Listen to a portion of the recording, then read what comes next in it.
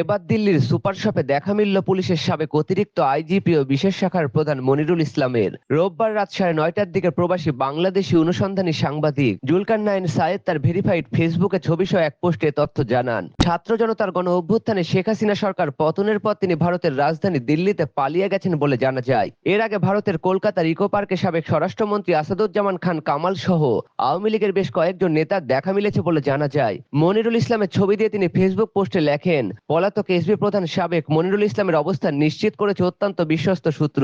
ভারতের রাজধানী দিল্লির একটি গ্রোসারি স্টোরে আজ বিকালে মনিরুল ইসলামকে কিছু নিত্য প্রয়োজনীয় দ্রব্য কেনার সময় ক্যামেরাবন্দি করেন তিনি। আরো জানা যায়, ওই এলাকায় উল্লেখযোগ্য সংখ্যক পলাতক বাংলাদেশি রাজনীতিবিদ এবং নিরাপত্তা বাহিনীর সদস্যরা বসবাস করছেন। তবে সম্প্রতি গণমাধ্যমকে দেয়া এক সাক্ষাৎকারে মনিরুল ইসলাম জানিয়েছিলেন, তিনি পালিয়ে যাননি, পালিয়ে যাবেনও না। তিনি দেশেই ছিলেন, দেশেই আছেন, ভবিষ্যতে দেশেই থাকবেন।